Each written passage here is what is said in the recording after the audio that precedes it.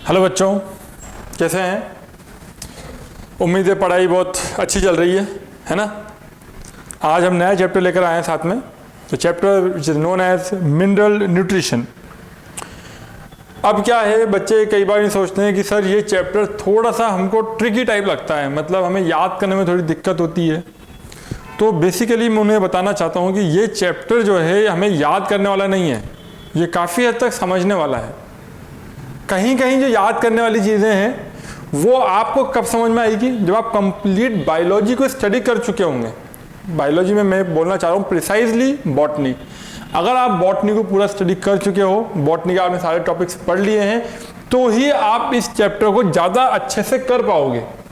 हाँ, समझ रहे हो कि अगर मुझे बॉटनी पूरी ठीक से आती है, मुझे पता है कौन सा एलिमेंट कहाँ यूज में आ रहा है, किस चीज़ का क्या फंक्शन होता है, प्लांट्स के बारे में मुझे ज़्यादातर सब चीज़ें पता है, तो हम मिनरल न्यूट्रिशन को आसानी से याद कर पाएंगे। बट अगर आप न्यू सोचो कि सबसे पहले मैं मिनरल न्यूट्रिशन को पढ़ूँ और बाकी बॉटनी जो आपकी फोटोसिंथेसिस है, रेस्पिरेशन, वो सब मैं बाद में पढ़ूँ, वो ठीक नहीं है ना।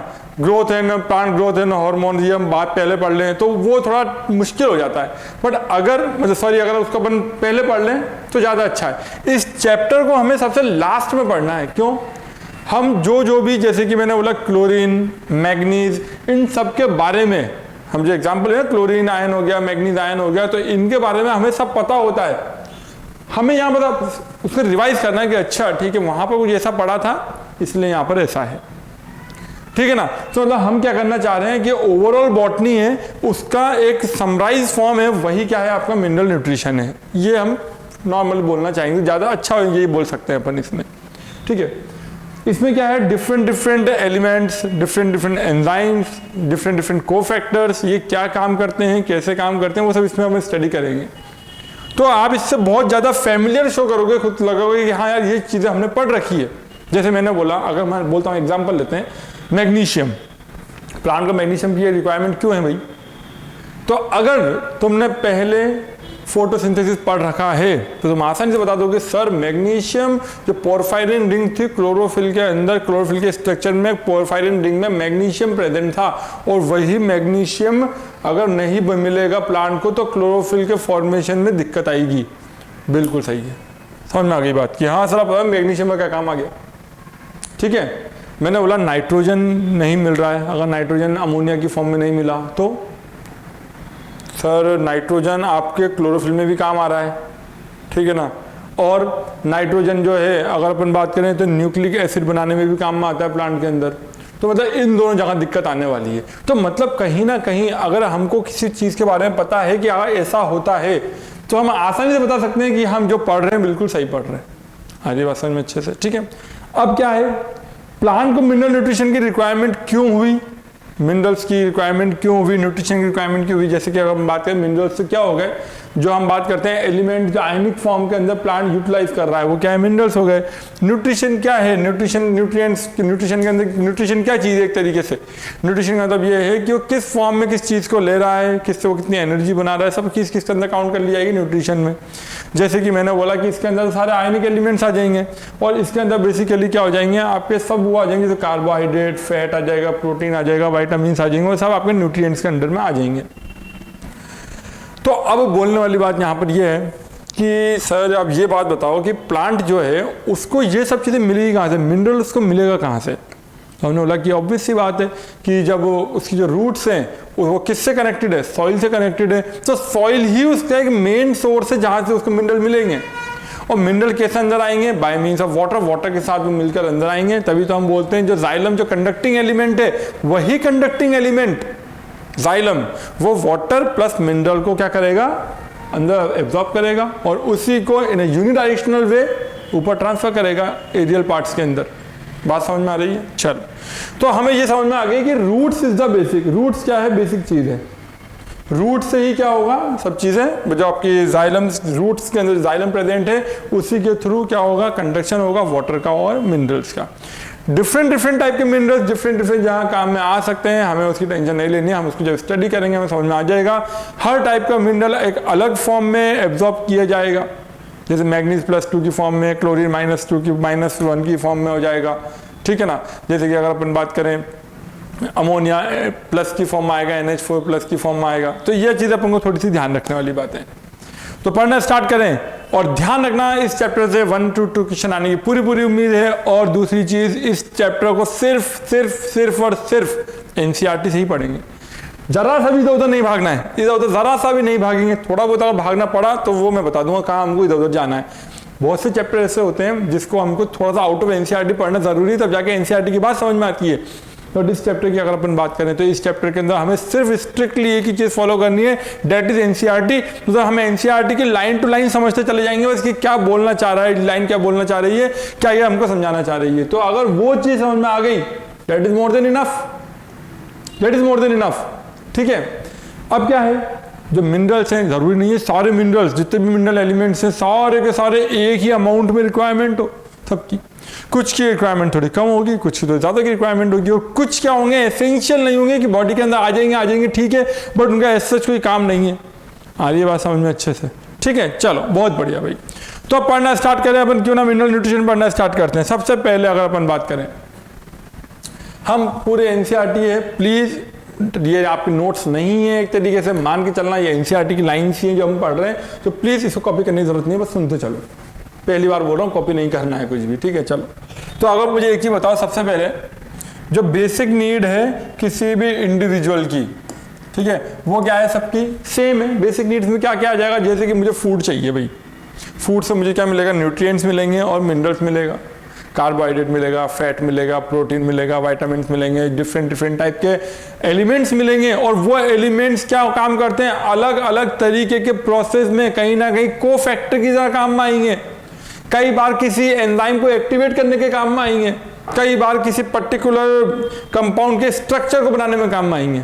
तो इन चीज़ों में आपके कौन काम में आएंगे? आपके एलिमेंट्स काम में आएंगे। तो इसी वजह से हम बोलते हैं कि हमको एलिमेंट्स की बहुत ज़्यादा requirement in the form of minerals. जैसे कि हमने बोला है पालक खाया करो, वही पालक क्यों? और उसमें आयरन बहुत ज़्यादा होता है भाई। वो आयरन क्या होगा आपकी बॉडी के अंदर? हीमोग्लोबिन की बात करें तो हीमोग्लोबिन फॉर्मेशन में हेल्प करेगा।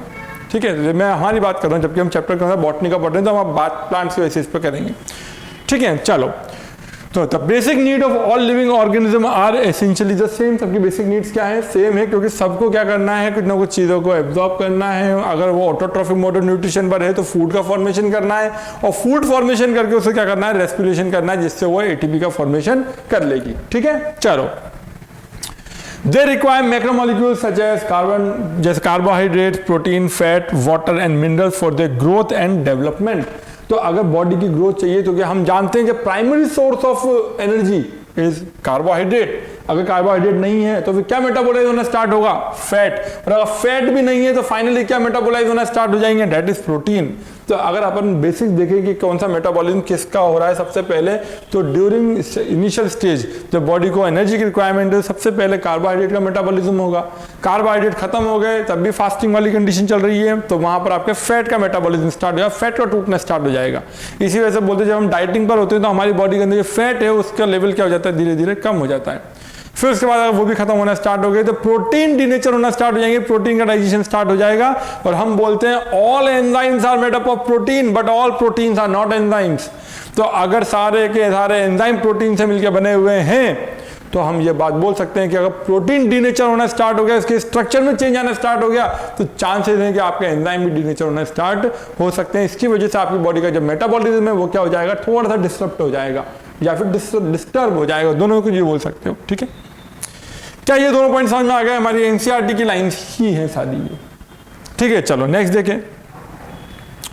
It focuses mainly on inorganic plant nutrition, wherein you will study inorganic plant nutrition, the method to identify elements essential to growth and development of plant, and the criteria to establishing the essentiality। मतलब कि यहाँ पर ये सीधा ये बोलना चाह रहा है कि अभी अपन इस चैप्टर में क्या पढ़ेंगे कि मेथड देखेंगे, किससे पता लगेगा कि कौन सा पर्टिकुलर मिनरल कितना ज़्यादा रिक्वायर्ड है प्लांट को, कितना ज़्यादा वो एसेंशियल है, क्या वो ज़्यादा अमाउंट में चाहिए, चाहे क्या वो कम अमाउंट में चाहिए, क्या वो ट्रेस अमाउंट में चाहिए, कम मतलब ट्रेस अमाउंट बहुत ही कम अमाउंट में। क्या ऐसा तो नहीं है कि इसके ज़्यादा होने की वजह से टॉक्सिसिटी हो जाए, कहीं ऐसा तो नहीं है कि ज़्यादा हो जाए तो भी कोई फर्क नहीं पड़ रहा है। ठीक है ना, तो ये सब चीजें अपन क्या इस चैप्टर के अंदर पढ़ना स्टार्ट करने वाले हैं अभी। ठीक है, चलो बहुत बढ़िया।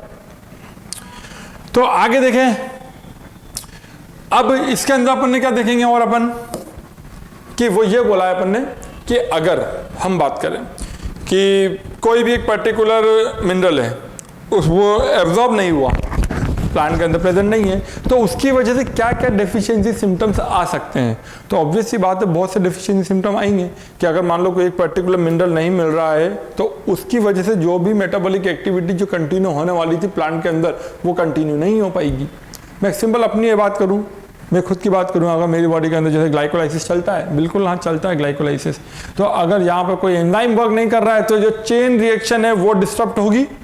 तो उसी तरीके से प्लांट के अंदर भी ये काम होगा। जैसे कि मैं एग्जांपल लेता हूँ Cl- क्लोरीन और मैग्नीज, अगर मान लो ये दो चीजें नहीं मिली तो क्या होगा, फोटोलाइसिस ऑफ वाटर नहीं होगा in the non cyclic photophosphorylation, तो वहां पर फोटोलाइसिस ऑफ वाटर नहीं होगा। फोटोलाइसिस ऑफ वाटर नहीं होगा तो जो इलेक्ट्रॉन चाहिए था जो उस पर्टिकुलर नॉन साइक्लिक फोटोफॉस्फोराइलेशन में मूव करेगा वो नहीं मिलेगा उसको।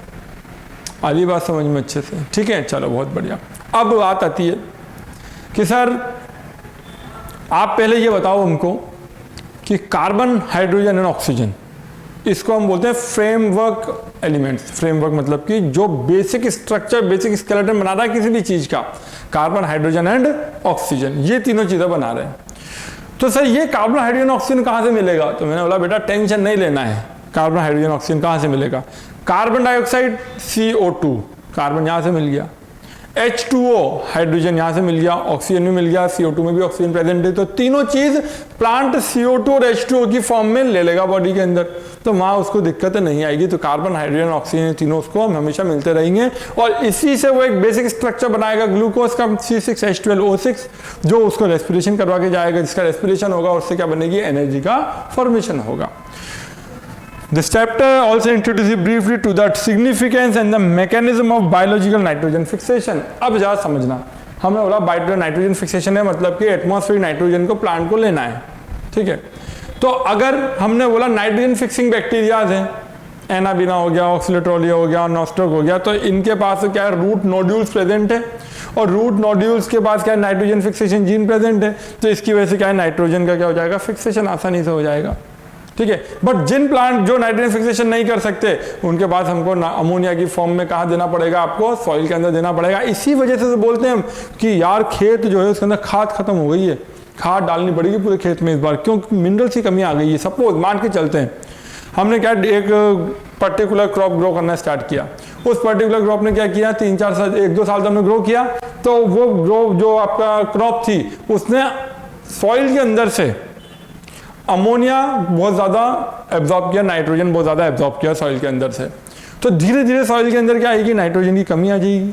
और जब नाइट्रोजन की कमी आ जाएगी तो आप बोल सकते हो कि अब नाइट्रोजन की कमी आ गई है तो क्यों ना इसके अंदर हम ऐसी चीज़ ग्रो करें जिसको नाइट्रोजन की कम रिक्वायरमेंट हो। बट क्या मुझे एक चीज़ बताओ, न्यूक्लिक एसिड फॉर्मेशन में नाइट्रोजन की बहुत ज़्यादा ज़रूरत है? बिल्कुल ज़रूरत है। तो वो तो एक एसेंशियल में काम आ जाए, क्या है तो बहुत ज़रूरी नाइट्रोजन, तो नाइट्रोजन के लिए क्या करना, यार एक काम करो, अमोनिया की खाद डलवाओ इसके अंदर, जिसको अपन क्या होता है, यूरिया, जिसको बेसिकली अपन बोलते हैं कि यूरिया डलवाओ। यूरिया क्या होता है, NH2 C++O NH2, जरा नाइट्रोजन कंटेंट, ये नाइट्रोजन मिल जाएगा सॉइल को, ठीक है, फर्टिलिटी बढ़ गई, दोबारा से ग्रो कर लो, कोई दिक्कत ही नहीं है, ठीक है। चलो, तो अब ये समझ आ गया। तो हम जैसे बात करें तो नाइट्रोजन फिक्सेशन जहाँ हो रहा है वहाँ तो हमें इसी रिक्वायरमेंट पड़ेगी नहीं, बट जहाँ रिक्वायरमेंट नहीं है वहाँ पर हमको यूरिया डालने की बहुत ज़्यादा ज़रूरत पड़ जाती है। अब मेथड क्या है, method to study the mineral requirement of plant. Plant को कौन से मिनरल की बहुत ज़्यादा रिक्वायरमेंट है, उसके लिए कुछ मेथड्स होते हैं। सबसे पहले अगर मैं बात करूँ, मैं यहाँ पर इस चीज़ को समझाने वाला हूँ भाई पहले, ठीक है, या इसको हम फर्स्ट पेज पे ही समझा देते हैं, कोई दिक्कत नहीं है। इस पॉइंट को मैं हटा देता हूँ यहाँ से, है ना, यहाँ समझा देते हैं इस चीज, कोई दिक्कत नहीं।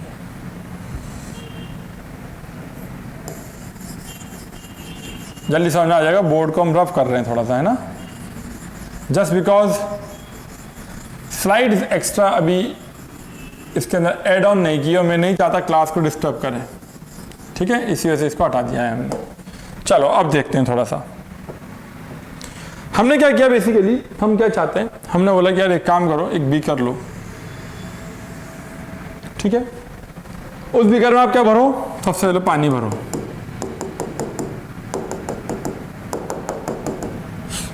ठीक है, और साथ में क्या डालो, उसके अंदर एड ऑन करो किस चीज को, मिनरल्स को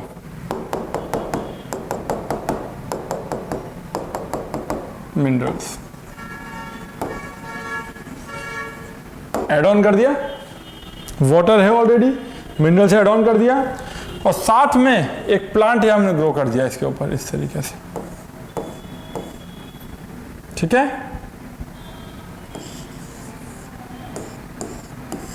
ये प्लांट हमने ग्रो कर दिया। एक प्लांट पानी के अंदर तैरता रहेगा, इधर उधर मूव करेगा, तो क्यों ना इसको एक काम करेगा, स्टेशनरी बना दिया जाए। स्टेशनरी कैसे कि यहाँ पर इसको अपन ने एक क्लैंप के थ्रू कनेक्ट कर दिया, इसको रोक दिया, यहाँ पर एक जगह फिट रहेगा। अब क्या है, इसको और क्या क्या रिक्वायरमेंट है, हमने बोला कि एक काम करते हैं, क्या इसको एयर की भी तो रिक्वायरमेंट होगी बाहर से, क्योंकि ऑक्सीजन की रिक्वायरमेंट है। तो यहाँ से हमने क्या कर दिया, एक एयर पाइप डाल दिया इसके अंदर, एयर, ठीक है। एयर डालेंगे ताकि ये बबलिंग होती रहे इसके अंदर। आ रही बात समझ में अच्छे से? पहली बात समझ में नहीं आई वाली बात। अब क्या होगा भाई, अब हमने क्या बोला कि ठीक है, इसको आप ग्रोथ करवाते रहो। जैसे आप इसको क्या ग्रोथ करवाते रहोगे, मिनरल प्रेजेंट है, प्लांट है, एब्जॉर्प्शन होगा, पहुंचता जाएगा। बट पता कैसे पड़ेगा कौन सा पर्टिकुलर मिनरल कम है, कौन सा ज़्यादा है, किसकी रिक्वायरमेंट है? तो हमने क्या किया, सपोज मैं 5 एलिमेंट ले लेता हूँ यहाँ पर, Fe+2 ले लो, Mn+2 ले लो, Cl- ले लो, और मैग्नीज+2 ले लो, है ना, 1 2 3 4 ले लो। एक बार हमने क्या किया, इन 3 चीज़ों को डाल के देखा। पहले तो क्या करो, सबसे पहले कुछ मत करो, तीनों को नहीं, चारों को डाल दो। प्लांट बहुत शानदार ग्रो कर रहा है, कोई दिक्कत ही नहीं है। मैं एक एग्जांपल ले रहा हूँ, सिंपल है ना, प्लांट ग्रो कर रहा है, कोई दिक्कत नहीं है। अगली बार क्या करो कि एक काम करते हैं यार कि है ना, क्यों ना हम मैग्नीशियम को गायब कर देते हैं और वापस चालू करो। मैग्नीशियम गायब किया तो ऑब्वियसली बात है, क्लोरोफिल का सिंथेसिस नहीं हो पाएगा प्रॉपर्ली। जब क्लोरोफिल का सिंथेसिस प्रॉपर्ली नहीं हो पाएगा तो यहाँ पर क्लोरोसिस स्टार्ट हो जाएगा, येलोइंग ऑफ लीफ स्टार्ट हो जाएगी थोड़ी थोड़ी। तो आपने बोला कि यार एक पर्टिकुलर एलिमेंट की कमी की वजह से ये सिम्टम नज़र आए, तो आपने बोल दिया कि इसकी कमी की वजह से ये सिम्टम आ सकते हैं। नेक्स्ट केस में क्या करो, 1 2 3 इनको रखो, इसको गायब कर दो। तो आपने देखा कि अगेन फोटोसिंथेसिस होने में दिक्कत आ रही है। फोटोसिंथेसिस होने में दिक्कत क्यों आ रही है, क्योंकि फोटोलाइसिस ऑफ वाटर के लिए रिस्पॉन्सिबल है Cl-, ठीक है। तो उसके अकॉर्डिंग क्या कर सकते हैं, हम इसको चेक कर सकते हैं। अब अपन ने यहाँ से एयर क्यों डाल रखी है, क्योंकि हम जानते हैं कि बेसिकली हमको जो रूट्स है, रूट्स के अंदर रेस्पिरेशन तो करवाना ही है। तो रूट्स के अंदर रेस्पिरेशन करवाना है तो कौन सा रेस्पिरेशन कराओगे, एरोबिक रेस्पिरेशन कराओगे, क्योंकि हम चाहते हैं कि इसका जो मेटाबॉलिज्म है प्रॉपर चलता रहे। क्योंकि अगर मेटाबॉलिज्म प्रॉपर चलता रहेगा तो ही हम इसके बारे में पता लगा पाएंगे कौन सा मिनरल रिक्वायर्ड है, कौन सा मिनरल रिक्वायर्ड नहीं है। आ रही बात समझ में अच्छे से, कोई दिक्कत? तो यहाँ पर हमें ये बात समझ में आ गई कि ठीक है, हम इस तरीके से काम आसानी से कर सकते हैं, इसमें कोई हमको दिक्कत नहीं आएगी। अब देखें आगे, तो ये एक्सपेरिमेंट क्या था। इन 1860 जूलियस वॉन सैक्स, अ प्रोमिनेंट जर्मन बॉटनिस्ट, ध्यान रखना हर एक पॉइंट से क्वेश्चन बनेगा, हर एक पॉइंट से पता होना चाहिए। जूलियस वॉन सैक्स कौन था, जर्मन बॉटनिस्ट था। Demonstrated for the first time that plants could grow to a maturity in a defined nutrient solution in a complete absence of soil। क्योंकि देखो मैंने अभी जो 2 मिनट पहले सब बनाया था, क्या उसके अंदर सॉइल भरा था? मैंने नहीं भरा, उसके अंदर वाटर और मिनरल भर दिए। सिर्फ मिनरल रिक्वायरमेंट और वाटर रिक्वायरमेंट, हमने सॉइल नहीं डाला उसके अंदर, कोई दिक्कत नहीं है, ठीक है ना। तो अब बात समझ में आ रही है कि मतलब कि हमको सॉइल की रिक्वायरमेंट नहीं है सच, बट हमको एक चीज़ की रिक्वायरमेंट मस्ट है, वो है एयर। मतलब कि जब सॉइल अगर एरेटेड है तो ही वर्किंग प्रॉपर फंक्शनिंग होगी, वरना फंक्शनिंग नहीं होगी। This technique of growing plants in a nutrient solution is known as hydroponics. इसी चीज को अपन क्या बोलते हैं, हाइड्रोपोनिक्स। और इसी के बेसिस पर हम अलग अलग मिनरल्स की किसकी कमी से क्या होगा आप आइडेंटिफाई कर सकते हैं।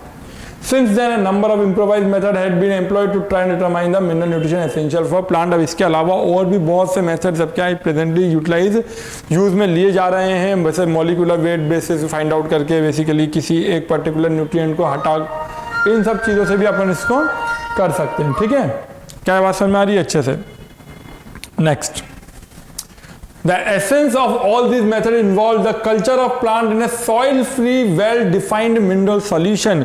Soil नहीं होना चाहिए और mineral defined mineral solution, जिसके अंदर defined mineral solution present हो, उसी के बेसिस पे अपन उसको क्या कर सकते हैं, आइडेंटिफाई करते हैं कि किस चीज़ की इसके अंदर एक्सेस है, किस चीज़ की कमी है और कमी की वजह से क्या क्या सिम्टम्स इसके अंदर आ सकते हैं। ठीक है, चलो नेक्स्ट देखें।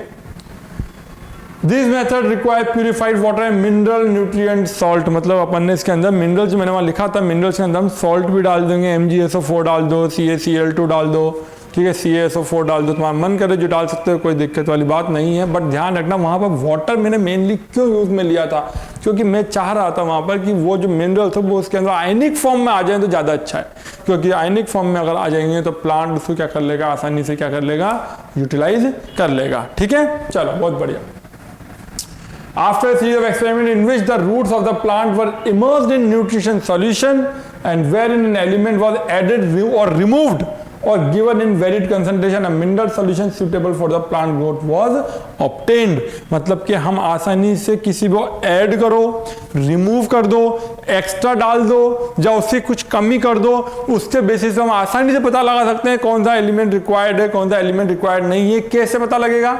सिंपल तरीका ये है कि अगर किसी एक पर्टिकुलर एलिमेंट को हटाने की वजह से कौन से सिम्टम आ रहे हैं, किससे कंपेरिजन करोगे? जब प्योरली प्रॉपर न्यूट्रिएंट वाला जो आपका शुरुआत में आपने प्लांट ग्रो किया है उसके कंपैरिजन में देखना है कि अभी इसमें तो सारे न्यूट्रिएंट प्रेजेंट थे, अब जो ग्रो किया है इसमें एक न्यूट्रिएंट कम रखा तो ये सिम्टम आ गए, तो कंफर्म बात है ये जो न्यूट्रिएंट कम रखा है उसकी वजह से सिम्टम आ सकते हैं। तो पता लग गया इसकी डेफिशिएंसी की वजह से ये हो सकता है। या फिर कोई एक पर्टिकुलर न्यूट्रिएंट मिनरल को ज्यादा दे दो जिसकी वजह से क्या होगा, उसके अंदर कोई टॉक्सिसिटी आ गई, तो आप बोलोगे कि यार मैंने ये चीज ज्यादा दे दी इसको जिसकी वजह से इसके अंदर टॉक्सिसिटी आ गई है, तो भी पता लगाया जा सकता है। ठीक है, बहुत बढ़िया भाई। आगे, हाँ बिल्कुल सही है। By this method, essential elements were identified and their deficiency symptoms were discovered। कोई दिक्कत? बहुत बढ़िया। Hydroponics have been successfully employed as a technique for the commercial production of vegetables such as tomato, seedless cucumber and lettuce। अब hydroponics से हमको ये पता लग जाएगा बहुत आसानी से किस प्लांट को, किस वेजिटेबल को, किस ट्री को कौन सा मिनरल रिक्वायर्ड है।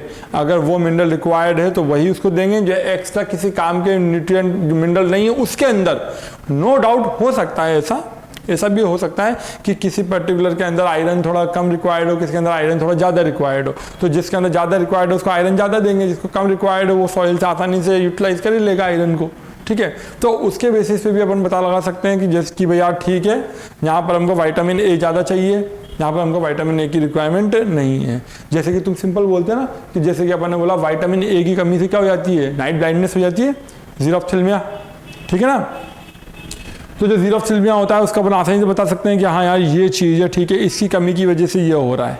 तो वैसे अपन यहाँ प्लांट के अंदर भी आसानी से पता लगा सकते हैं इसकी कमी की वजह से ये हो रहा है। ठीक है, चलो। It must be emphasized that the nutrient solution must be adequately aerated to obtain the optimum growth। अब देखो हमने बोला ना कि प्रॉपरली एरेटेड होना जरूरी है, मतलब उसके अंदर हवा होना बहुत ज़्यादा जरूरी है, तभी आपको ग्रोथ प्लांट की आसानी से नजर आएगी। क्यों? क्योंकि जब एरोबिक रेस्पिरेशन करेगा तभी तो उसके अंदर ग्रोथ नजर आएगी, और जब प्रॉपर आप ग्रोथ कर पाओगे तभी तो कंपैरिजन कर पाओगे किसी और के साथ। पता लग रहा है कि इसकी ग्रोथ प्रॉपर नहीं हो रही है तो क्या इससे कंपैरिजन करें अपन दूसरे से? आ रही बात समझ में? चलो बहुत अच्छे भाई।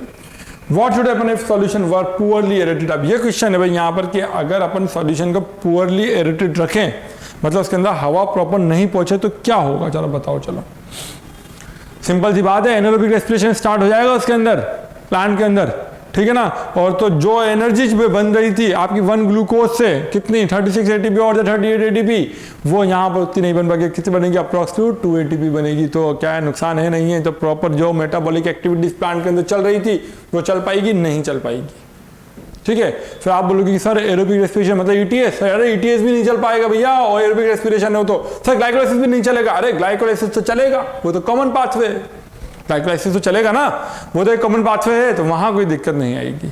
ठीक है, तो यहां तक देखो हम बात पूरी कंप्लीट कर चुके हैं। ठीक है, बहुत बढ़िया, यहां तक समझ में आ रही है हमने क्या क्या किया है। नेक्स्ट देखते हैं। अब ये डायग्राम देखो भाई,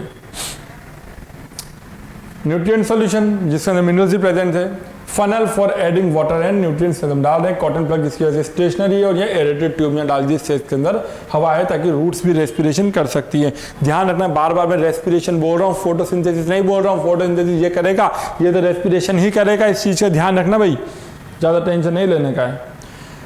अब क्या है, आज की तारीख में ये डायग्राम तो मैं वहाँ से प्रूव कर सकता हूँ। जैसे कि तुम अगर एग्जांपल देखो कि जो आपकी अरब कंट्रीज़ होती हैं, तो अरब कंट्रीज़ में आपको ज़्यादा पेड़ पौधे इतने नजर नहीं आते। क्यों नहीं आते?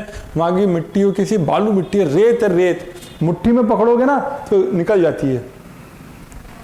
मतलब उसकी वाटर होल्डिंग कैपेसिटी क्या है, बहुत ज़्यादा कम है, क्योंकि उसके अंदर क्या है, बेसिकली एयर बहुत ज़्यादा प्रेजेंट है, पोरस है, बहुत ज़्यादा एयर प्रेजेंट है उसके अंदर। तो अब क्या है, वहाँ के लोगों ने कैसे आप पेड़ पौधे ग्रो करना स्टार्ट किए, क्योंकि उनको भी तो ऑक्सीजन की रिक्वायरमेंट है। तो उन्होंने बोला कि ठीक है, हमारे पास अगर नेचुरल डाइवर्सिटी नहीं है, बायोडाइवर्सिटी, तो कोई दिक्कत नहीं, हम खुद बनाएंगे। तो उन्होंने क्या किया, उन्होंने कुछ भी नहीं किया, उन्होंने एक पाइप बनाया इस तरीके से, होलो पाइप, और उसके अंदर न्यूट्रिएंट मीडियम को पहुँचने दिया इस तरीके से, और साथ में एक पंप और लगाया जिससे एयर उसके अंदर जाती रहे। तो मतलब उन्होंने हाइड्रोपोनिक्स को ही यूज में लिया है, और इसी चीज को उन्होंने क्या बोल दिया कि भाई हाइड्रोपोनिक्स को उन्होंने पूरा यूज में ले लिया। ठीक है, तो एक तो है वाटर को यूज में लिया प्रॉपरली, तो हाइड्रोपोनिक्स में आ जाएगा। एक टर्म और आता है यहाँ पर, that is known as aeroponics. Aeroponics क्या होता है बच्चे, जरा समझना कि जो वाटर को, जो न्यूट्रिएंट मीडियम है, उसको देना in the form of moisture. Deo लगा दें, डीओ लगा देना। तो जो डीओ किसी को भी छोड़ोगे तो क्या होता है, एक तरीके से मॉइस्चर की फॉर्म में चीज जाती है। तो उसी तरीके से इन प्लांट्स को भी नीचे से क्या है, मॉइस्चर की फॉर्म में क्या दिया जाता है, न्यूट्रिएंट मीडियम प्रोवाइड किया जाता है। तो उसी चीज को अपन क्या बोलते हैं, एरोपोनिक्स। और ये बेसिकली प्रेजेंटली आपकी जो गल्फ कंट्रीज है, अरब कंट्रीज, शानदार तरीके से यूज में आ रहा है भाई वहां पर। हाइड्रोपोनिक्स कोई भी यूज में ले सकता है, कोई बड़ी बात नहीं है। ठीक है, चलो आगे देखते हैं, जल्दी से यहाँ पे कॉपी करो, फिर देखते हैं आगे का फटाफट। ठीक है, तो आगे देखें भाई, चलो फटाफट, है ना। अब देखते हैं एसेंशियल मिनरल एलिमेंट्स कौन कौन से हो सकते हैं। जैसे कि अपन बात करें कि अभी तक के जितने भी डिस्कवर्ड आपके एलिमेंट्स हैं, उसके अंदर से 60 एलिमेंट्स जैसे देखे गए कि जो प्लांट के अंदर काम के एलिमेंट्स होते हैं। बहुत से ऐसे होते हैं जो बॉडी के अंदर एब्जॉर्ब तो होते हैं, बट उनका ऐसा जितना ज़्यादा एसेंशियल रोल नहीं होता प्लांट की ग्रोथ के अंदर, रिप्रोडक्शन के अंदर, इन चीज़ों के अंदर एसेंशियल ग्रोथ नहीं होती, एसेंशियलिटी इतनी ज़्यादा उसकी ज़रूरत नहीं होती है। तो यहाँ पर देखा गया कि यार एक काम करते हैं कि हमें पता कैसे लगे कि कौन सा मिनरल, कौन सा एलिमेंट रिक्वायर्ड है, कौन सा ज़रूरी है, कौन सा ज़रूरी नहीं है, कौन सा बहुत कम अमाउंट में चाहिए, ऐसी क्या ज़रूरत पड़ गई अपन को।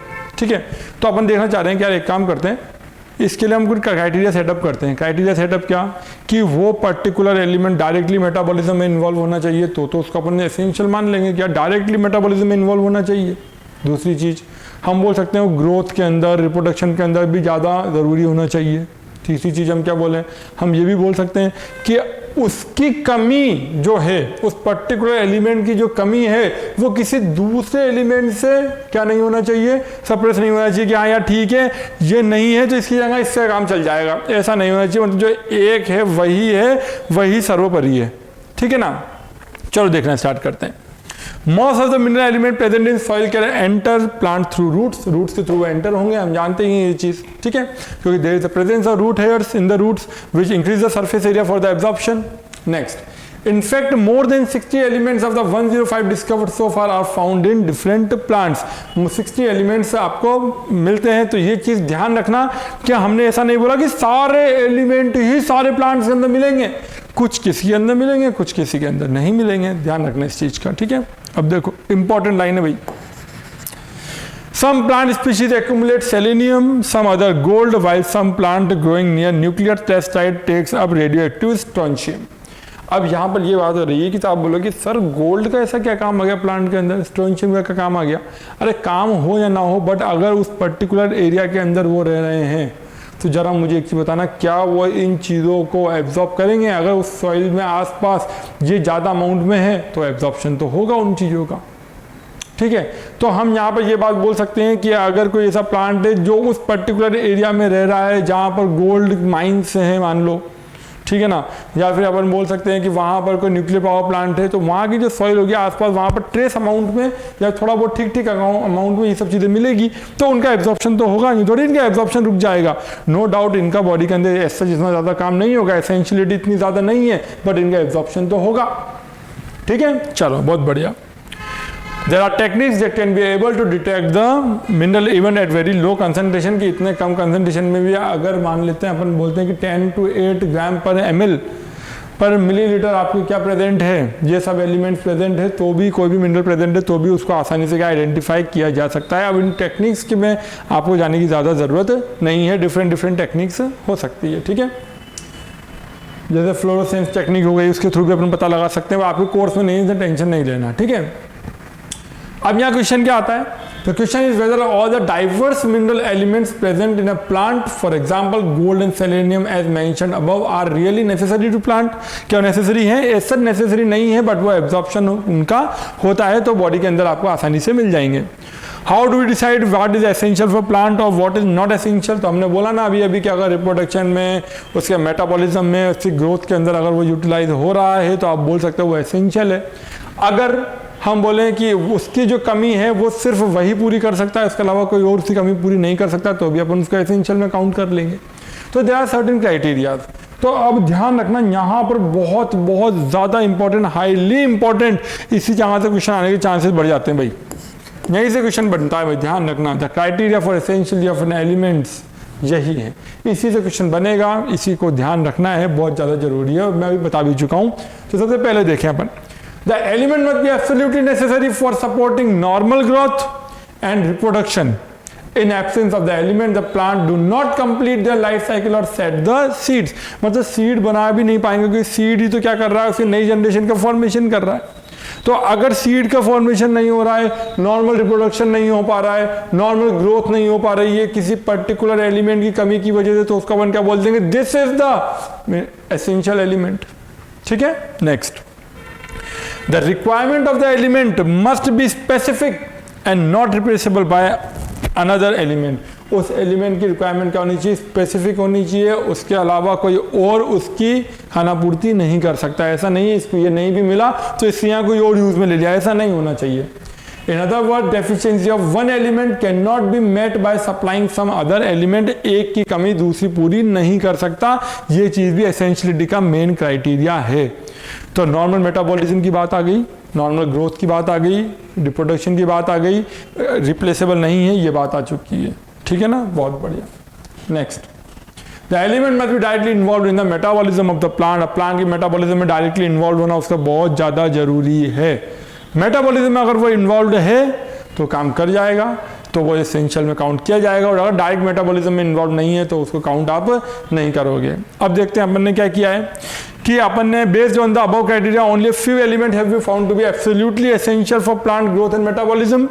These element are further divided into two broad category based on the quantitative requirement. अब ध्यान रखना, मैक्रोन्यूट्रिएंट और माइक्रोन्यूट्रिएंट का मतलब ये नहीं है कि ये एसेंशियल है या नॉन एसेंशियल है, एसेंशियल दोनों ही है, एसेंशियल दोनों ही है, दोबारा सुन लेना, एसेंशियल दोनों ही है, बट ये ज़्यादा अमाउंट में रिक्वायरमेंट है और इसका ट्रेस अमाउंट भी चल जाएगा, मतलब कि कम अमाउंट भी काम कर जाएगा। एसेंशियल दोनों हैं, ढंग से सुन लेना, एसेंशियल दोनों हैं, बट ये ज़्यादा अमाउंट में रिक्वायर्ड है, ये थोड़ा कम अमाउंट में रिक्वायर्ड है, तभी नाम के आगे मैक्रो लगा रखा है और यहाँ पर माइक्रो लगा रखा है। बात समझ में आ रही है अच्छे से? ठीक है, हम बहुत धीरे धीरे इस चैप्टर को एकदम पॉइंट टू पॉइंट पढ़ते जा रहे हैं, कुछ भी डिटेल में एक्स्ट्रा तो ले ही नहीं रहे। क्यों नहीं ले रहे? क्योंकि हमें पता है चैप्टर में क्वेश्चन यहीं से आता है। एक तो ये चैप्टर हो गया, एक आपका एनवायरमेंटल इशू हो गया 12th के अंदर, वो चैप्टर हो गया, बायोटेक के चैप्टर हो गए आपके। ये चैप्टर्स कुछ ऐसे हैं जो सिर्फ और सिर्फ और सिर्फ एनसीईआरटी, ठीक है ना, एनसीईआरटी कर लोगे, that is more than enough. आगे देखते हैं, हमने अब क्या कर दिया, माइक्रो न्यूट्रिएंट्स और मैक्रो न्यूट्रिएंट्स को डिवाइड कर दिया है किस बेसिस पर, कि उसका कितना अमाउंट रिक्वायर्ड है, कितना अमाउंट रिक्वायर्ड नहीं है। तो अगर अपन बात करें, अगर 10 मिलीमोल पर kilogram of the dry matter, अब ये बात आती है सर ड्राई मैटर समझ में नहीं आता, ड्राई मैटर क्या चीज़ है, आज तक ये बात हमें समझ में नहीं आई सर ड्राई मैटर। तो पहले क्यों ना ड्राई मैटर की कहानी समझा दी जाए तुमको। ड्राई मैटर का मतलब ये होता है कि सपोज मैंने क्या किया, एक प्लांट लिया प्लांट को मैंने बर्न किया, जब प्लांट को बर्न करेंगे तो उसके अंदर जो carbon hydrogen oxygen content present है, कौन सा, कार्बन हाइड्रोजन एंड ऑक्सीजन, तो वो तो CO2 और H2O की फॉर्म में क्या हो जाएगा, बाहर निकल जाएगा। ये जब हट गया तो अब जो सूखी सूखी राख बचेगी जिसको हम क्या बोलेंगे, ऐश बोलेंगे, ऐश।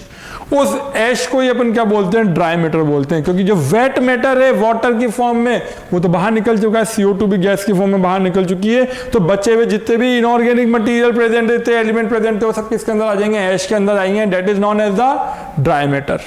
अब ड्राई मैटर के अंदर कौन सा प्रेजेंट है, कौन सा प्रेजेंट नहीं है, वो अपन आइडेंटिफाई कर सकते हैं। वो अलग अलग मेथड्स हैं, उसकी टेंशन आपको नहीं लेना है। Required in relatively large amount in excess of 10 millimole पर किलोग्राम, ठीक है, ऑफ ड्राई मैटर। अगर ये ज्यादा अमाउंट में चाहिए, कितना, 10 मिलीमोल पर किलोग्राम इन एक्सेस, ठीक है। और इसके बाद करें required in very small amount less than 10 millimole पर किलोग्राम ऑफ ड्राई मैटर। ये 10 मिलीमोल से कम की रिक्वायरमेंट होती है और इसकी 10 मिलीमोल से ज्यादा की रिक्वायरमेंट है। पर किलोग्राम की बात हो रही है, किसका पर kilogram, of the dry matter. Dry matter में तुम्हें समझा चुका हूं, यही चीज क्या थी आपकी, ड्राई मैटर थी। कोई दिक्कत। अब इसके एग्जाम्पल कौन कौन से हैं देखें अपन। कार्बन, हाइड्रोजन, ऑक्सीजन, जरा बता दो फटाफट, क्या ये फ्रेमवर्क एलिमेंट हो जाएंगे? बिल्कुल सही बात है। नाइट्रोजन, फॉस्फोरस, सल्फर, क्या ये प्रोटोप्लाज्मिक एलिमेंट हो सकते हैं? प्रोटोप्लाज्म में पाए जाते हैं nitrogen, phosphorus and sulphur. Sulphur is a good content, it's a good component of the protein. पर फॉस्फोरस अरे न्यूक्लिक एसिड भाई, नाइट्रोजन न्यूक्लिक एसिड में आ जाएगा सर आपका। Potassium, calcium and magnesium. Potassium कहाँ काम में आता है? H+K पंप पढ़ा है अपन ने, किसमें? टर्गर प्रेशर मेंटेन करने में, ठीक है। कैल्शियम क्या करेगा? कैल्शियम एंड मैग्नीशियम पैक्टेट्स, याद आ रहा है? मिडिल लेमिला, मध्य पटलिका जिसको बोलते हैं, याद आ रहा है कुछ हल्का हल्का, मिडिल लेमिला। मैग्नीशियम कहाँ काम आ रहा है? क्लोरोफिल। इंपॉर्टेंट है, बहुत ज़्यादा इंपॉर्टेंट है प्लांट के लिए। तो अगर तुम्हें पता था पहले से कैल्शियम मैग्नीशियम पैक्टेट, तो तुम बता सकते हो सर ठीक है, कैल्शियम मैग्नीशियम पैक्टेट तो सेल वॉल में सीमेंट, जो दो सेल्स हैं, प्लांट सेल है, उनके बीच में सीमेंटिंग वॉल लेयर बनाने में हेल्प कर रही है। तो कहना कि तुम्हें पता था पहले से, इससे तुमने बता भी दिया। पोटेशियम, तुमने अगर गार्ड सेल के बारे में पढ़ा है फिजियोलॉजी में तो तुम्हें ये भी पता है। मैग्नीशियम, अगर क्लोरोफिल का स्ट्रक्चर पता है तो ये भी पता है। अरे वाह यार, तुम्हें सब चीज़ें पता है। क्यों पता है? क्योंकि हम बॉटनी पढ़ चुके हैं, इसलिए ये चीज़ें पता है हमको। ऑक्सीजन नहीं बताऊंगा क्यों काम आता है, बोलोगे ऑक्सीजन नहीं बताओ सर, ऑक्सीजन क्यों बताएं भाई? नहीं बताएंगे। This includes iron, manganese, copper, molybdenum, zinc, boron, chlorine, nickel as a cofactor, as the activator of certain enzymes. इन सबको यूज में लिया जाता है, इसलिए कम अमाउंट में काम में आते हैं। डिफरेंट कोफैक्टर्स में काम में आते हैं। जैसे क्लोरीन का नाम सुना है कि फोटोलाइसिस ऑफ वाटर पढ़ा था। Photolysis of water, photolysis of water क्या था मेरे प्यारे बच्चे, जल्दी बता दे फटाफट। H2O, 4H2O ले लो रे भाई, 4H2O, 4 मतलब 2 लो, 2 बैलेंस करेंगे।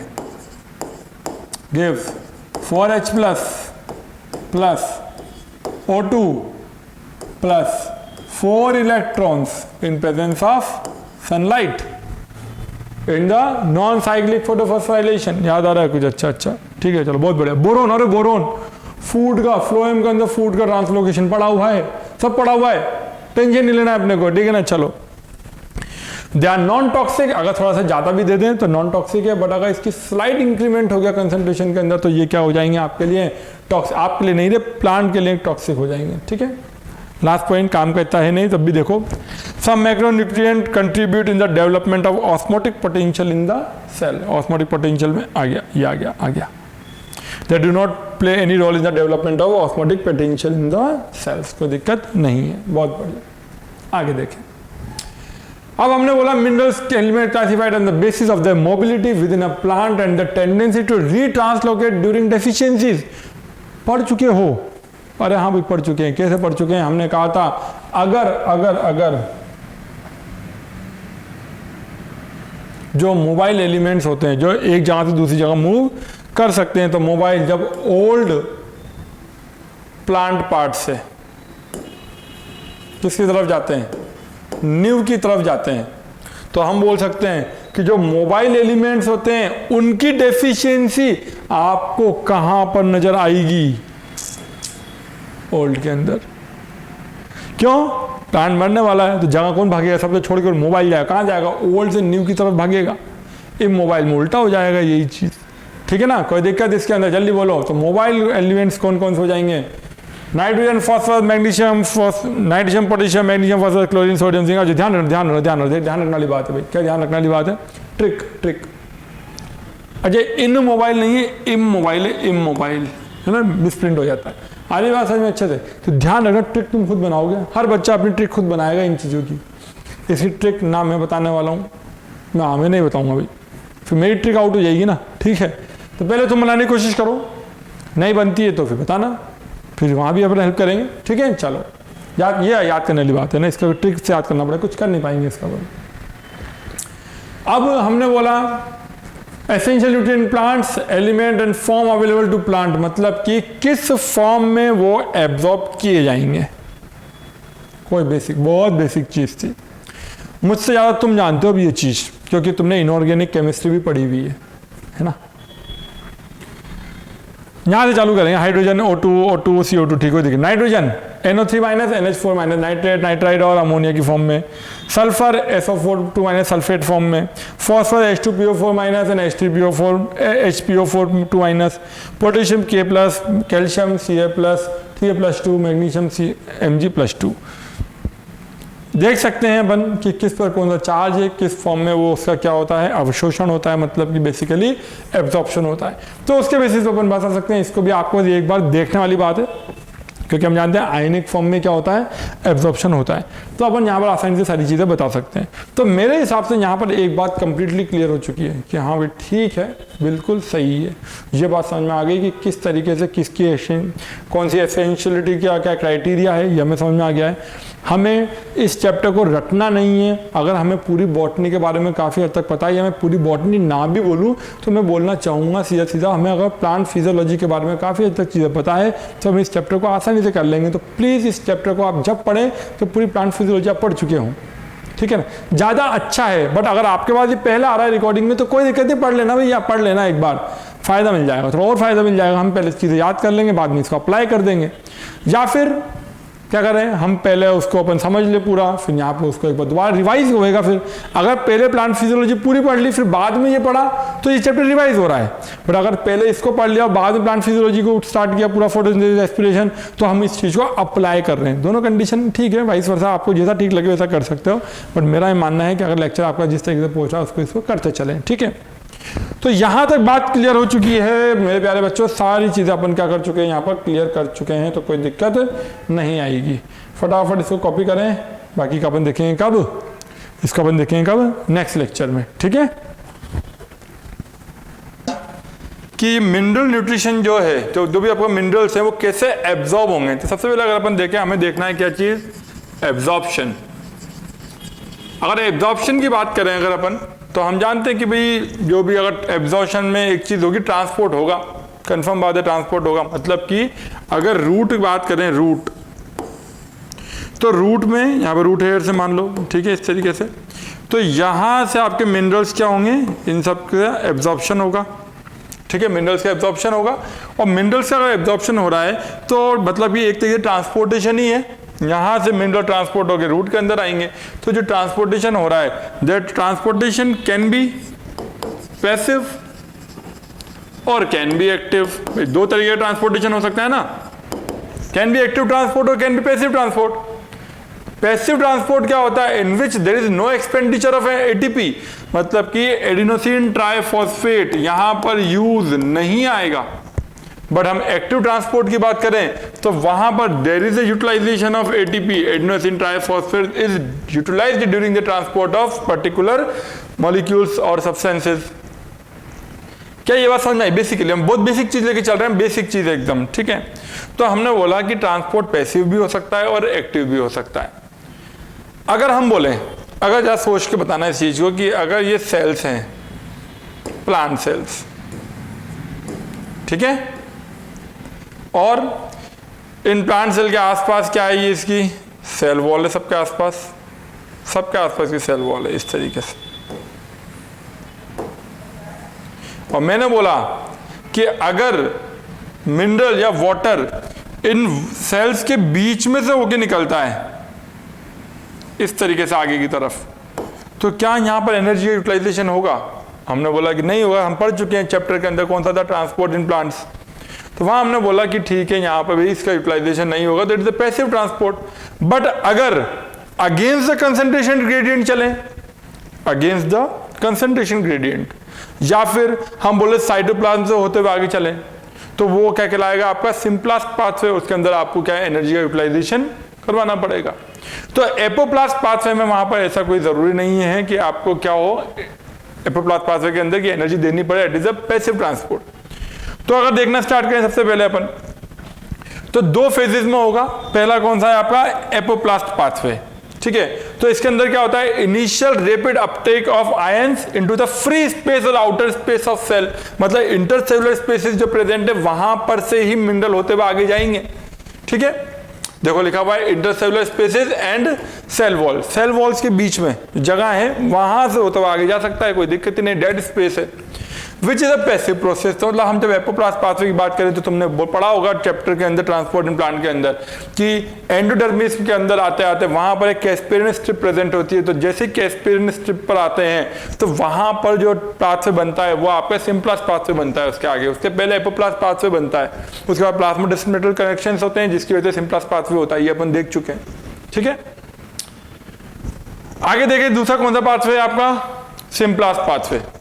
The ions are taken slowly in the inner space of the cell, which is both active and passive process. Mainly active process are involved. Mostly कैसे प्रोसेस होते हैं, एक्टिव प्रोसेस हैं, but हम सिंपलास्ट में active और passive भी दोनों बोल सकते हैं। अगर इन the direction of concentration gradient, high concentration से लो की तरफ चलते हैं तो पैसिव हो जाएगा, बट अगेंस्ट चले जाए तो वो क्या हो जाएगा, एक्टिव हो जाएगा, ठीक है। हमने पहले ही कहा है, हमें एनसीईआरटी के हर लाइन को समझते चल रहे हैं। इस चैप्टर से क्वेश्चन सिर्फ एनसीईआरटी से ही आते हैं, ध्यान रखना, ठीक है। चलो आगे देखें। The passive movement of ion in symplast occur through ion channel which are transmembrane protein and act as a selective pore. मतलब कि अपन ने यहां पे यूं बोला है कि तुम खुद जानते हो, जरा देखो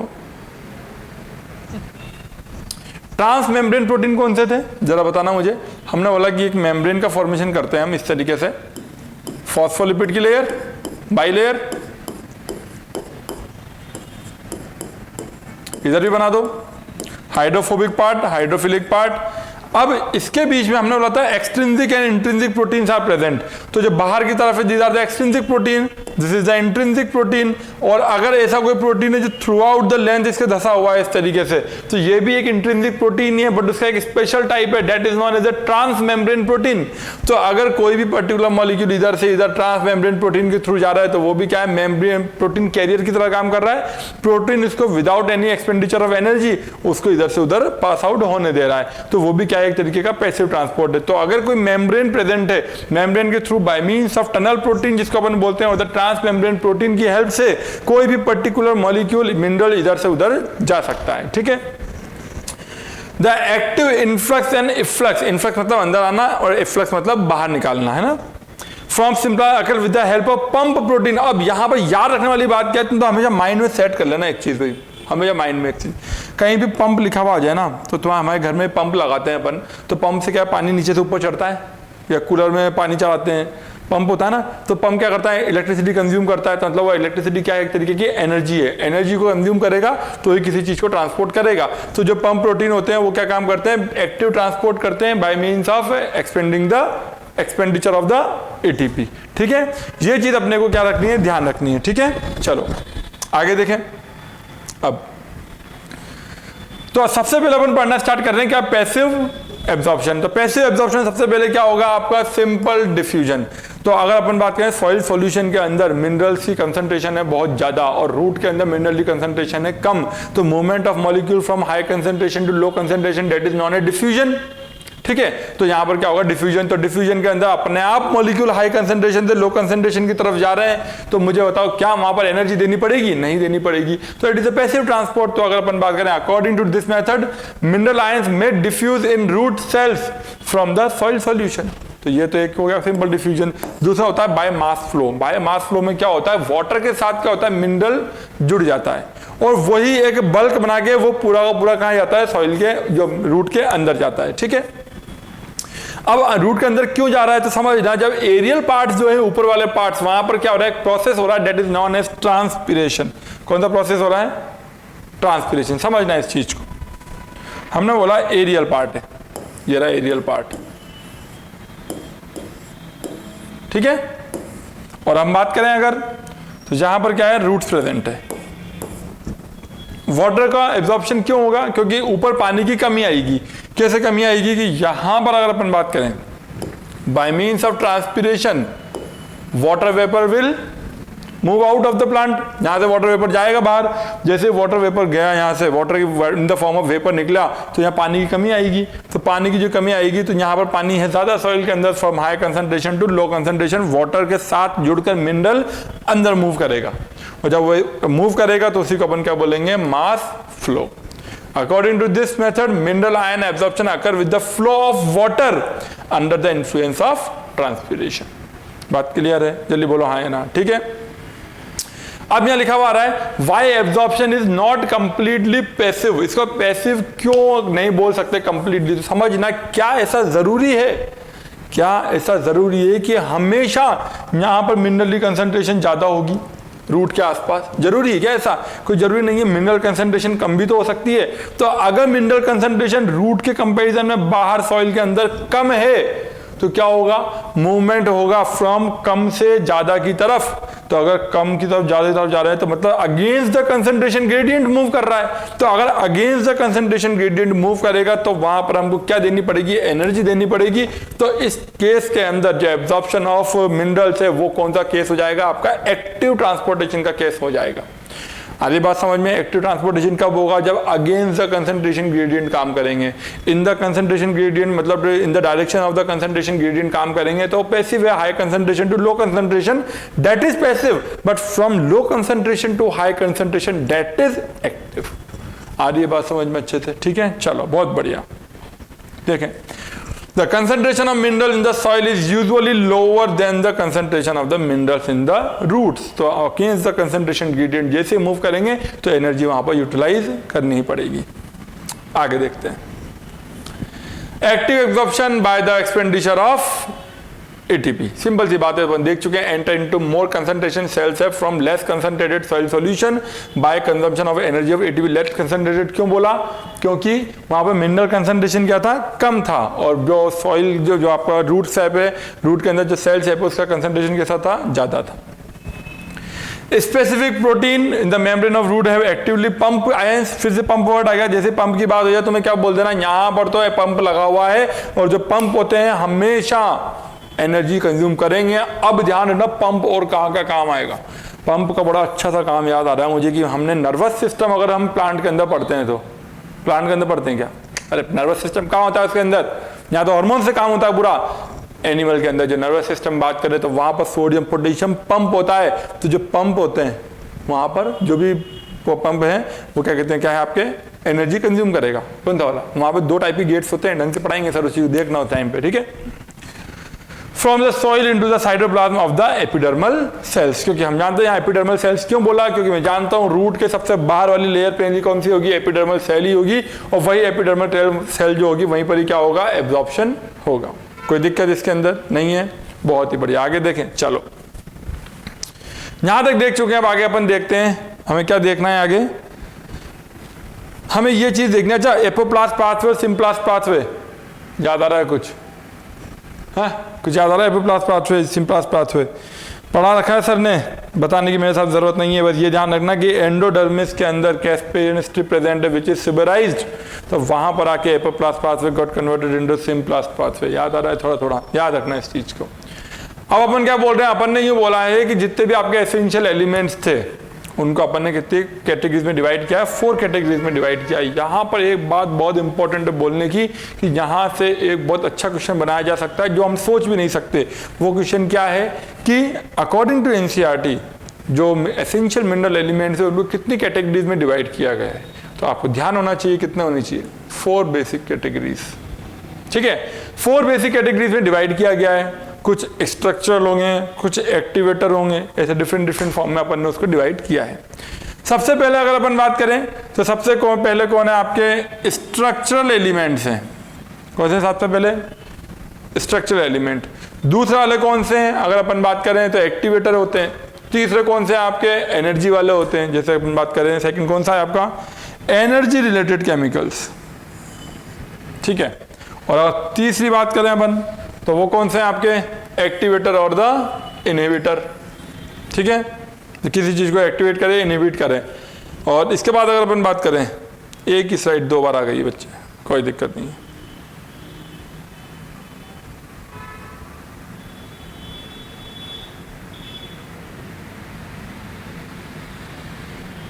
एक्टिवेटर एंड इनहिबिटर, ठीक है, जल्दी कॉपी करो इसको, ठीक है। तो देखो सबसे पहले अपन निकाले स्ट्रक्चरल एलिमेंट होंगे, दूसरे क्या होंगे एक्टिवेटर होंगे या फिर इनहिबिटर होंगे, तीसरे कौन से होंगे एनर्जी वाले होंगे, और चौथे कौन से होंगे आपको ऑस्मोटिक कंसंट्रेशन को मेंटेन करने वाले होंगे, ठीक है।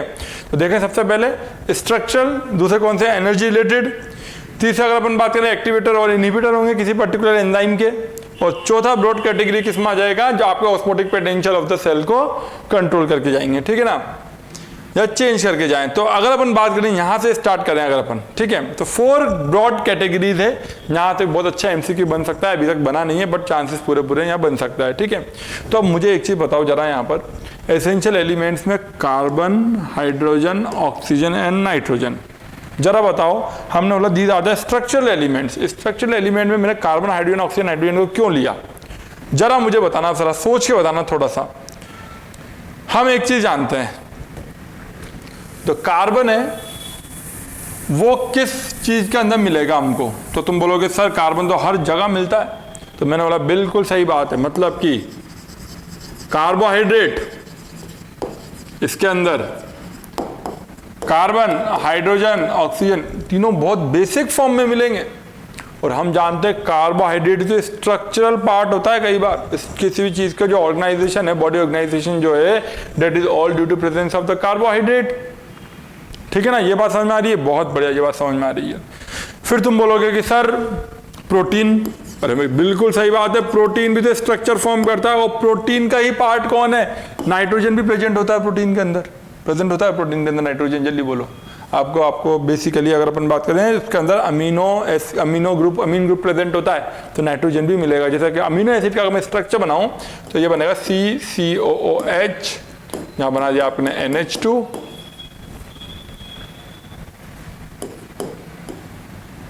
यहाँ H और यहाँ पे एक R ग्रुप। तो कार्बन भी मिल रहा है, ऑक्सीजन मिल रहा है, हाइड्रोजन मिल रहा है, नाइट्रोजन मिल रहा है। तो प्रोटीन का स्ट्रक्चर भी भाई ये है, बिल्कुल सही बात है। फैट के अंदर भी आपको मिलेगा कार्बन, हाइड्रोजन, ऑक्सीजन। तो आपने बोला कि जो स्ट्रक्चरल पार्ट है वहां पर आपको कार्बन, हाइड्रोजन, ऑक्सीजन, नाइट्रोजन आपको अबंडेंट अमाउंट में मिलेगा, तो वहां हमको दिक्कत ही नहीं आने वाली इस चीज की। तो तुम बोलोगे कि सर मिनरल्स को आपने जो एसेंशियल मिनरल लिए तो उसमें कार्बन, हाइड्रोजन, ऑक्सीजन, नाइट्रोजन को स्ट्रक्चर में काउंट कर लो, कोई दिक्कत ही नहीं है, हमको कर सकते हैं काउंट, बिल्कुल सही कर सकते हैं भाई। नेक्स्ट अगर अपन बात करें तो कौन सा है फिर energy related chemicals. Energy related chemicals में कौन कौन आ जाएगा जरा बताना। फॉस्फोरस, फॉस्फोरस क्यों आएगा, क्योंकि हम एक मॉलिक्यूल का नाम जानते हैं, that is known as adenosine triphosphate, guanosine triphosphate. तो यहां पर फॉस्फेट ग्रुप यूज में आ रहा है। तो आपने बोला कि सर एनर्जी मॉलिक्यूल्स का फॉर्मेशन हो रहा है फॉस्फेट की हेल्प से, तो फॉस्फोरस को आप काउंट करो इसके अंदर एनर्जी रिलेटेड कंपाउंड के, एनर्जी रिलेटेड केमिकल्स के अंदर। हमने बोला बिल्कुल सही बात है। सर आप मैग्नीशियम को भी तो कर सकते हो। मैंने बोला हम भाई मैग्नीशियम को क्यों कर सकते हैं, क्या रीजन क्या है मैग्नीशियम को काउंट करने का। तो बच्चे ने बोला कि सर मैग्नीशियम को काउंट करने का एक बहुत शानदार रीजन है। वो रीजन ये है कि हम जानते हैं जब हम फोटोसिंथेसिस करवाते हैं, फोटोसिंथेसिस के अगर रिएक्शन की बात करें तो हमारी रिएक्शन क्या है, CO2 plus H2O, it will form C6H12O6 plus O2 plus H2O in presence of chlorophyll, in presence of chlorophyll and also in the presence of sunlight, लिख दो चाहो तो H nu, ठीक है।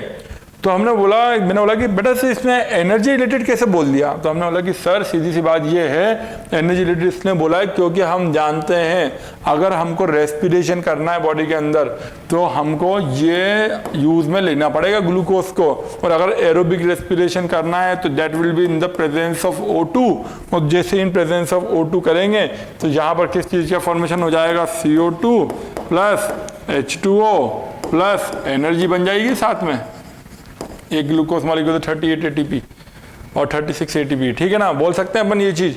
तो मैंने बोला फिर कैसे पता लग गया हमें एनर्जी रिलेटेड में मैग्नीशियम की रिक्वायरमेंट है? तो हमने बोला कि अगर ये प्लांट्स के अंदर जब हम बात करें तो प्लांट्स के अंदर ग्लूकोज का फॉर्मेशन करने के लिए एक चीज मस्ट है, that is chlorophyll, just because that is a autotrophic mode of nutrition, और ये ऑटोट्रॉफिक मोड ऑफ न्यूट्रिशन होने की वजह से इस क्लोरोफिल की रिक्वायरमेंट है। और क्लोरोफिल क्या हम जानते हैं, जो पोरफायरिन रिंग और हम बात करें तो फाइटोल टेल जो होती है, तो यहाँ पर पोरफायरिन रिंग के अंदर मिड में प्रेजेंट है कौन? मैग्नीशियम। इसी वजह से हम बोलते हैं कि ये एक तरीके का क्या बनाएगा, पहले ग्लूकोज बनाएगा, ग्लूकोज से क्या बनेगी, आगे जाके एनर्जी बनेगी। तो इनडायरेक्टली बात करें तो एनर्जी मॉलिक्यूल बनाने के लिए काम कौन करेगा? क्लोरोफिल काम करेगा, और क्लोरोफिल के अंदर क्या प्रेजेंट है? मैग्नीशियम। अगर मान लेते हैं ये मैग्नीशियम यहां नहीं मिला हमको, तो क्या क्लोरोफिल बन पाएगा? नहीं बन पाएगा। और क्लोरोफिल नहीं बना तो प्लांट के अंदर क्या ऑटोट्रॉफिक मोड ऑफ न्यूट्रिशन होगा? नहीं होगा। और जब ऑटोट्रॉफिक मोड ऑफ न्यूट्रिशन नहीं होगा तो ग्लूकोज का फॉर्मेशन नहीं होगा, और ग्लूकोज का फॉर्मेशन नहीं हुआ तो वो एनर्जी कैसे बनाएगा? By means of a process that is known as respiration. तो ये वाला प्रोसेस तो आपको कौन सा हो गया? फोटोसिंथेसिस भाई। और हम बात करें तो ये प्रोसेस क्या हो गया आपका? रेस्पिरेशन। कोई दिक्कत? जल्दी बोलो फटाफट, इसमें कोई दिक्कत हो तो बोलो भाई। नहीं ना यार दिक्कत, आगे देखें अब। चलो ये बात है तुम्हारे समझ में आ चुकी है, मेरे को लगता है समझ में आ गई है ना। कहाँ गए अपन? यहाँ चल रहे थे, देखो। Essential elements that are components of energy related chemical compounds in plants, example magnesium in chlorophyll and phosphorus in ATP, adenosine triphosphate. Guanosine triphosphate is also an example just because it is equivalent to 1 ATP. 1 GTP is equal to 1 ATP. ठीक है ना? तो ये बात समझ में आ गई भाई। NADPH2, NADPH2 भी एक एनर्जी मॉलिक्यूल है, उसको भी अपन यूज में ले सकते हैं ना। FADH2 ले सकते हो, GTP ले सकते हो, टेंशन नहीं लेना उस चीज़ की। पढ़ोगे जैसे जैसे आप आगे बढ़ते जाओगे। मैंने कहा ना, जैसे हम जब पूरी बॉटनी के बारे में हमें पता होता है उसके बाद इस चैप्टर को पढ़ना थोड़ा आसान लगने लग जाता है, और जब तक हमें पूरी बॉटनी ढंग से नहीं पता है तो थोड़ा सा मुश्किल आएगी। बट अगर हम पहले इसको याद कर लेंगे तो पूरी बॉटनी आसान हो जाएगी। पूरी बॉटनी पढ़ने के बाद ये आसान हो जाती है। हमें पूरी बॉटनी नहीं बोलना चाहिए, मुझे बोलना चाहिए प्लांट फिजियोलॉजी। पूरी प्लांट फिजियोलॉजी पहले पढ़ने के बाद अगर हम ये पढ़ते हैं लास्ट में mineral nutrition chapter, it is also the part of plant physiology no doubt. But अगर हम बाकी चारों चैप्टर पढ़ने के बाद ये पढ़ें तो हमारे लिए काम बहुत आसान हो जाएगा, चैप्टर बहुत जल्दी याद हो जाएगा। बट अगर इसको पढ़ के बाकी सारा पढ़ेंगे तो भी वो आसान हो जाएगा। मतलब ऐसे करो या वैसे करो, काम आसान होना ही होना है। बट कई बार कुछ बच्चों की आदत होती है कि पहले हम और चीज़ें पढ़ लें फिर बाद में एप्लीकेशन करें। कल भी ये बात बताई थी। या फिर पहले एप्लीकेशन याद कर लो, एप्लीकेशन पढ़ने के बाद कहाँ कहाँ क्या क्या मिलेगा वो याद कर लो। दोनों कंडीशन के अंदर ही ये चीज़ हो सकती है, कोई दिक्कत नहीं है। चलो आगे देखते हैं। थर्ड एसेंशियल एलिमेंट जिसको अपन ने क्लासिफाई किया है on the basis of activating और द डीएक्टिवेटिंग, जो उनकी टेंडेंसी है उसके बेसिस के ऊपर। तो एंजाइम को एक्टिवेट करेगा या फिर डीएक्टिवेट करेगा। ठीक है, तो जैसे कि अगर अपन बात करें इसके अंदर कुछ बहुत अच्छे एग्जांपल आ रहे हैं। Mg+2, Zn+2, मोलिब्डेनम, ये बहुत अच्छे एग्जांपल आ रहे हैं। तो Mg+2 क्या काम करता है? Ribulose bis phosphate carboxylase oxygenase, या रुबिस्को का नाम है रुबिस्को। C3 और C4 साइकिल में काम में आता है। अब तुम बोलोगे सर C3 में तो काम आता है, ठीक है, बट C4 में कब से काम आने लग गया? तो मैंने बोला मेरे प्यारे बच्चे ध्यान रखना, C4 प्लांट बोल रहा हूँ। C4 प्लांट के अंदर C3 साइकिल भी चलती है और C4 साइकिल भी चलती है। यूं मत बोल देना C4 प्लांट के अंदर ओनली C4 साइकिल चलती है, ऐसा नहीं है। C3 में C3 चलेगी और C4 में C3 भी चलेगी और C4 भी चलेगी। सर ने पढ़ाया होगा bundle sheath cells and mesophyll cells, tension नहीं लेने का है, ठीक है ना। तो अब क्या होता है कि जो RUBP होता है, ribulose bis phosphate carboxylase oxygenase, तो अगर हम C4 की बात करें तो वहां पर प्राइमरी एक्सेप्टर RUBP, ठीक है ना। तो अगर अपन बात करें तो magnesium act as an activator of rubisco. जब आपका RuBP के पास कार्बोक्सिलेज एंड ऑक्सीजनेज दोनों एक्टिविटी होती है तो हम ये बोल सकते हैं कि उसको अपन क्या बोलते हैं, रुबिस्को बोल देते हैं, ठीक है ना। तो वहां पे कौन काम आता है, Mg+2 act as an activator. और हम जानते हैं प्लांट किंगडम के अंदर सबसे ज्यादा पाया जाने वाला एंजाइम ही कौन सा है, रुबिस्को है, ध्यान रखना, ठीक है। And activate phosphoenol pyruvate phosphoenol pyruvate and carboxylase, मतलब कि पीपी कभी ये क्या करेगा, एक्टिवेट करने का काम करेगा। तो मतलब आप ये C3 एंड C4 के अंदर इसको आप आसानी से पढ़ सकते हो, कोई दिक्कत, ठीक है। चलो आगे देखते हैं।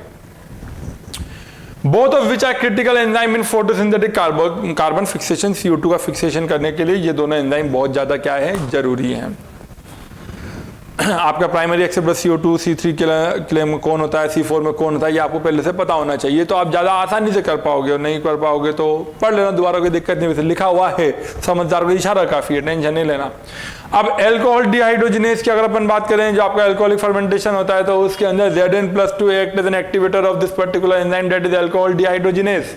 और जहां जहां वर्ड दिख जाए, तो मैं एक ट्रिक बता रहा हूं, जहां जहां वर्ड दिख जाए डिहाइड्रोजिनेज, तो मतलब वहां पर NADH2 का काम कुछ ना कुछ जरूर है, ध्यान रखना है ना। तो हल्की हल्की ट्रिक्स है, छोटी छोटी।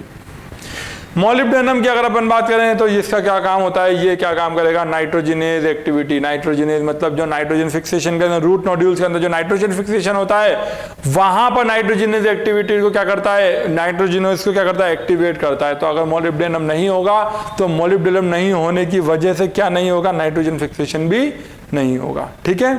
तो तीसरा आपका कौन सा हो गया, एक्टिवेटर और इनहिबिटर, ठीक है।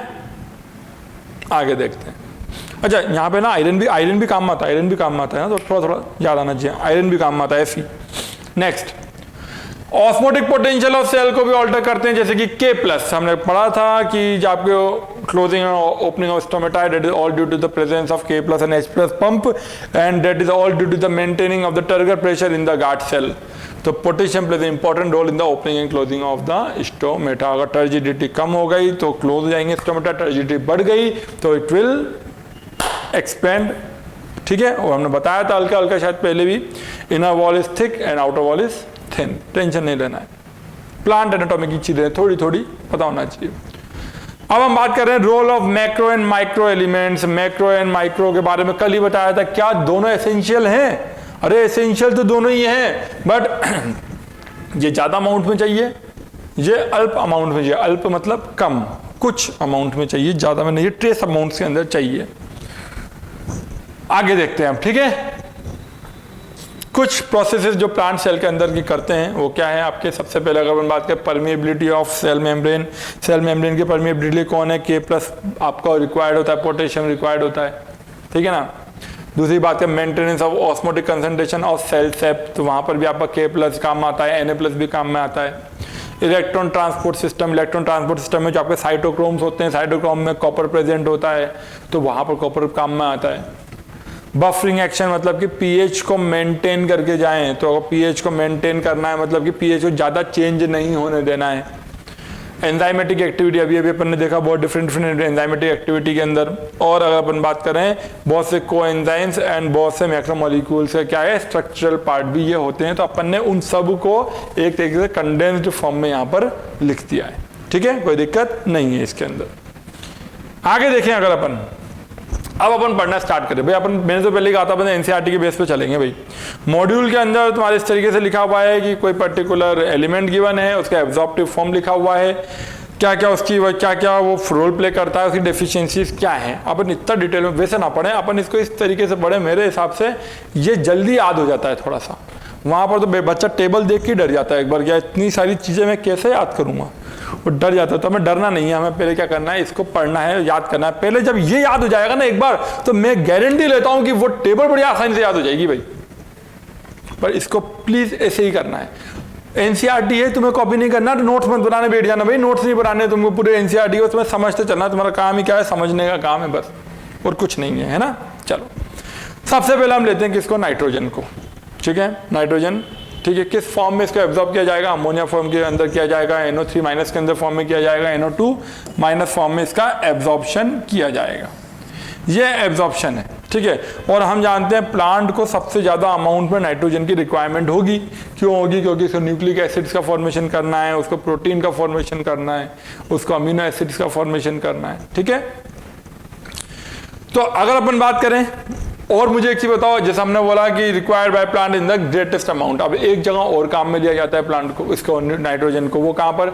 Meristematic activity. मेरिस्टेमेटिक मतलब सेल को डिवाइड करना है फटाफट, तो वहां पे भी काम में लिया जाएगा। देखें, this is a mineral element required by plant in the greatest amount, सबसे ज्यादा अमाउंट में यूज में लिया जाता है। It is absorb mainly as NO3-, though some are also taken up as NO2- और NH4+। Nitrogen required by all parts of the plant. क्यों? क्योंकि वहां पे स्ट्रक्चरल काम कर रहा है, क्योंकि नई नई चीजों का फॉर्मेशन करेगा। Particularly the meristematic tissues and the metabolically active cell, मतलब जो फास्ट डिवाइडिंग सेल्स होती है वहां पर नए नए प्रोटीन बनाने होते हैं, क्योंकि प्रोटीन क्या काम करेंगे? सिग्नलिंग का काम करेंगे, दूसरी सेल्स को सिग्नल प्रोवाइड करेंगे, फटाफट डिवाइड करो। सेल के अंदर ही अंदर क्या डिवीजन करेंगे, अंदर ही अंदर सेल के दूसरे ऑर्गेनल्स को बताते चलेंगे कि हमको अब क्या करना है, डिवीजन करना है। तो डिवीजन करने के लिए जो जो भी एंजाइम चाहिए उन सबको लेकर आओ, फटाफट उनको एक्टिवेट करो, डीएक्टिवेट करो, सेल को डिवाइड होना है। तो ये सारी जो सिग्नलिंग होती है, जितनी सेल के अंदर जो सिग्नलिंग है, सेल के आसपास जो signalling, that is all due to presence of protein. ठीक है। चलो, nitrogen is one of the major constituent of protein, nucleic acid, vitamin and the hormone. सब पता, हम जानते हैं विटामिन कितने काम के हैं और हम जानते हैं हार्मोन भी कितने काम के। अगर हमारी बॉडी के अंदर हार्मोन नहीं हुए तो क्या दिक्कत आएगी भाई? हमारी बॉडी के अंदर हार्मोन नहीं, थायरोक्सिन हार्मोन नहीं हुआ तो कार्बोहाइड्रेट, फैट का मेटाबॉलिज्म बिगड़ जाएगा खतरनाक तरीके से। थायरोक्सिन हार्मोन की दिक्कत होने की वजह से कई बार इंसान को थायराइड ग्लैंड में दिक्कत आती है, तो उसको हम बोलते हैं इसको तो थायराइड हो गया है। तो इंसान यहाँ हो तो बहुत ज्यादा मोटा होने लग जाता है या एकदम ही पतला होने लग जाता है। तो हाइपोथायरॉयडिज्म, हाइपरथायरॉयडिज्म बहुत अच्छा एग्जाम्पल मैंने नॉर्मल साइज में ही दे दिया है। ठीक है ना। चलो, नाइट्रोजन की बात तो हो गई भाई। अब अपन बात करते हैं कि इसकी फास्फोरस की। अब तुम खुद बताओगे, फास्फोरस तो नाम सुनते ही एक वर्ड दिमाग में घूम जाना चाहिए, अरे एटीपी। एटीपी भैया एनर्जी मॉलिक्यूल है, मतलब कि फास्फोरस का फॉर्मेशन जरूरी है एनर्जी बनाने के लिए। मुझे एक चीज और बताओ, क्या हमें न्यूक्लिक एसिड्स का फॉर्मेशन करना है? और न्यूक्लिक एसिड का फॉर्मेशन करना है तो मतलब मैंने बोला कि न्यूक्लियोटाइड का फॉर्मेशन करना है। और न्यूक्लियोटाइड के अंदर, जल्दी बताओ फटाफट, क्या बताओ जल्दी न्यूक्लियोटाइड के बारे में, क्या होता है न्यूक्लियोटाइड? कुछ पता है तुमको? नहीं पता है? तुम्हें क्या पता है? इधर देखो, मैं इसको अलग से बताना चाहूंगा भाई न्यूक्लियोटाइड को। ये देखो यहाँ बता देते हैं, कोई दिक्कत नहीं। न्यूक्लियोटाइड क्या चीज होती है? न्यूक्लियोटाइड के बारे में मुझे एक बहुत ही अच्छी चीज पता है भाई। क्या पता है? मुझे पता है, देखना किस तरीके से। क्या है ये? डीएनए, इसके बीच में हाइड्रोजन बॉन्ड्स। ठीक है। इधर शुगर, फिर शुगर जुड़ा हुआ होगा किसके साथ? फॉस्फेट के साथ। फिर कौन आएगा? शुगर जुड़ा हुआ है। फिर ये भी जुड़ा हुआ होगा इससे, शुगर, फॉस्फेट, शुगर। अब है ना, ये बहुत पास पास होते हैं भाई, है ना, ध्यान रखना, इन दोनों के पास पास की बात हो रही है, बट मैं दूर दूर बना दिया समझने के लिए, है ना। फॉस्फोरस, शुगर, फॉस्फोरस,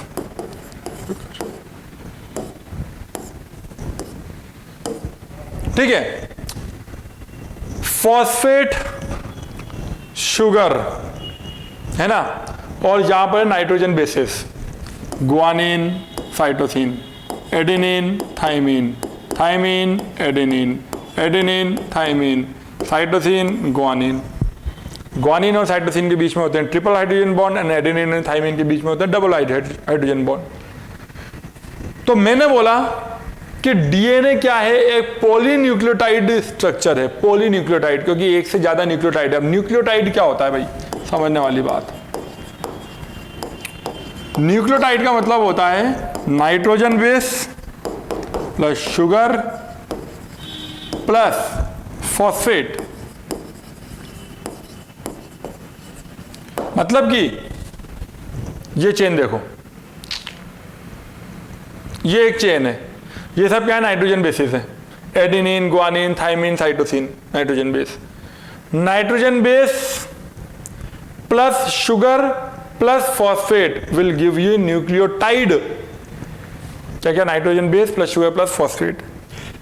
अगर मैं फॉस्फेट को हटा दूं, गायब कर दूं फॉस्फेट को, ये लो मैं गायब कर देता हूं, ये लो,